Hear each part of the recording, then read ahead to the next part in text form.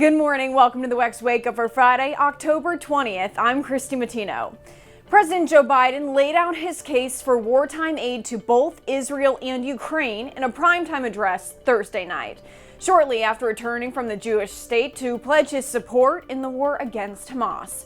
Biden is looking for more than $100 billion from Congress to support Taiwan and the U.S. border, as well as Israel and Ukraine. It's a smart investment that's going to pay dividends for American security for generations. Help us keep American troops out of harm's way.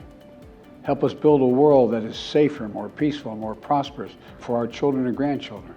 Biden called the terrorist group Hamas pure evil and also mentioned the mass graves that Russian President Vladimir Putin's forces dug in Ukraine. The president also called for the rejection of anti-Semitism and Islamophobia here at home in the U.S. and said he didn't want our troops fighting Russia, also maintaining his support for a two-state solution in the Middle East. And House Republicans will meet again for votes this morning as the fight to elect a new speaker drags into a fourth day. And Congressman Jim Jordan is continuing to try and convince key GOP holdouts to support his quest for the gavel. Jordan met with several of the 22 Republicans who voted against his nomination on Thursday evening to try and reach those 217 votes he needs to win the speakership. However, many of the holdouts say they are unconvinced to change their vote. And until a new speaker is elected, the House is at a standstill.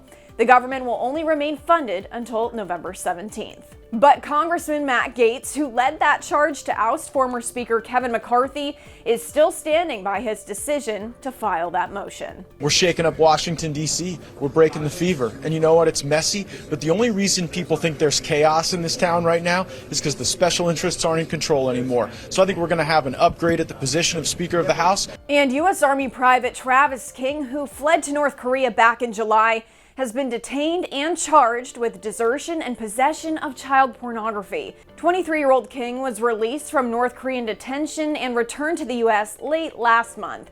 He's been charged with assaulting other soldiers and disobeying a former officer.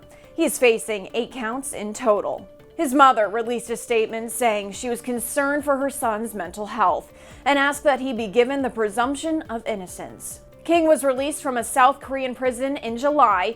He was supposed to fly home to the U.S., where he was likely to have faced additional discipline and charges, but instead, he fled into North Korea. He is now in pretrial detention in Texas. That desertion charge alone could land him 3 years in jail. Thanks so much for joining us here on the WEX Wake Up this morning. Be sure to give us a follow on social media so you stay in the know of all those headlines trending in politics.